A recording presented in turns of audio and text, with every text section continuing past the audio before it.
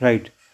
Renin angiotensin aldosterone system, तो ये system हमारी किडनी फंक्शन के लिए इम्पॉर्टेंट है। और बॉडी से जो यूरिन पास हो रही है या जिस तरह की यूरिन फॉर्मेशन हो रहा है वो हाईली कंसनट्रेटेड बनेगी या हाईली डाइल्यूट बनेगी, इसका रेगुलेशन कैसे होता है, इसके लिए ये सिस्टम वर्क करता है। राइट। अब प्रोसेस कैसे होती है इसको समझते हैं हम लोग। किसी भी कारणवश अगर बॉडी से एक्सेस अमाउंट में फ्लूइड का लॉस हो रहा है, ठीक है, मान लीजिए ये हमारी बॉडी है, इस तरह से मैंने सपोज ये समझने के लिए कि बॉडी से लॉस हो रहा है वाटर का, ठीक है, सॉल्ट का एक्सेसिव लॉस हो गया, कोई भी कंडीशन हो सकती है, डायरिया हो सकता है, वॉमिटिंग हो सकती है, एक्सेसिव स्वेटिंग हो सकती है। तब बॉडी इससे कैसे कोप अप करेगी, कैसे इसको एडजस्ट करेगी, या किडनी किस तरह से एडजस्ट करता है, क्या सिस्टम चलता है। तो अगर वाटर लॉस हो रहा है, एक्सेसिव लॉस हो जा रहा है हमारी बॉडी से, तो एक इंडिकेशन जाता है, ये इंडिकेशन या एक सिग्नल जाता है, ये सिग्नल जाता है हमारी बॉडी में मौजूद आस्मो रिसेप्टर्स को। ठीक है, ये सिग्नल किसे जा रहा है बेटा, आस्मो रिसेप्टर्स को।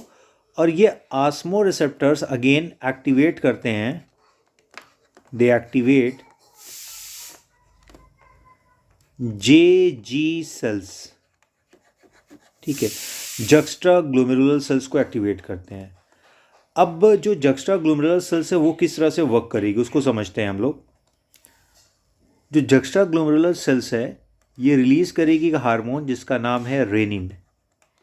ठीक है, यहाँ पे ऊपर भी मैंने लिखा हुआ है रेनिन, ध्यान दीजिएगा। तो ये हार्मोन रिलीज करती है रेनिन। ये सेल्स जो रेनिन हार्मोन सिक्रीट कर रही हैं, ये रेनिन ब्लड में मौजूद एक प्रोटीन जिसको हम लोग बोलते हैं एंजियोटेंसिनोजेन, एंजियोटेंसिनोजेन, इसको कन्वर्ट कर देता है। ये हार्मोन कन्वर्ट करता है किसको, एंजियोटेंसिनोजेन को एंजियोटेंसिन फर्स्ट में, जो अगेन कन्वर्ट हो जाता है एंजियोटेंसिन सेकेंड में। नाउ एंजियोटेंसिन सेकेंड जो है ये वैसो कॉन्स्ट्रिक्शन करता है, वैसो कॉन्स, सॉरी स्पेलिंग गलत हो गई है, VASO होगा, VASO, वैसो कॉन्स्ट्रिक्शन। ठीक है, ये क्या कर रहा है, वैसो कॉन्स्ट्रिक्शन, जिससे क्या होता है ब्लड प्रेशर बढ़ जाएगा। और अगर ब्लड प्रेशर बढ़ जाएगा तो जाहिर सी बात है कि GFR की वैल्यू भी इंक्रीज कर जाएगी। राइट। इसके अलावा एंजियोटेंसिन सेकेंड क्या करता है उसको भी समझते हैं हम लोग।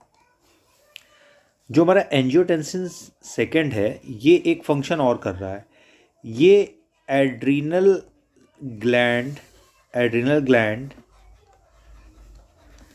में जो एड्रीनल कॉर्टेक्स वाला पार्ट है, एड्रीनल ग्लैंड का एड्रीनल कॉर्टेक्स वाला पार्ट, उसको स्टिमुलेट करेगा और वहाँ से रिलीज होगा एक हार्मोन जिसका नाम है एल्डोस्टेरॉन, एल्डोस्टेरॉन।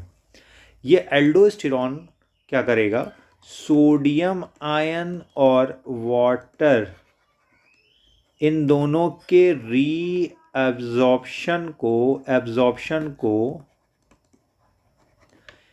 किडनी में इंक्रीज कर देगा।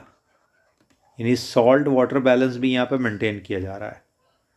तो एक बार फिर से मैं समझा देता हूँ कि बॉडी से जैसे ही वाटर या सॉल्ट का लॉस एक्सेसिव अमाउंट में हो रहा है, चाहे वो वोमिटिंग हो, चाहे डायरिया हो, या स्वेटिंग है, या कोई भी तरह की कंडीशन जिसमें बॉडी से फ्लूइड का लॉस हो जा रहा है, तो ये इंडिकेट करता है ना, ये क्या कर रहा है, इंडिकेट कर दे रहा है आस्मो रिसेप्टर्स को। आस्मो रिसेप्टर्स एक्टिवेट होते हैं और ये एक्टिवेट करके जेजे सेल से, जेजी सेल जिसको जक्स्ट्रा ग्लोमेरुलर सेल्स हम लोग कहते हैं, रेनिन का सिक्रीशन कराएंगे। रेनिन हार्मोन क्या करता है, एंजियोटेंसिनोजेन को कन्वर्ट करता है एंजियोटेंसिन फर्स्ट में, जो कि कन्वर्ट हो जाता है एंजियोटेंसिन सेकंड में।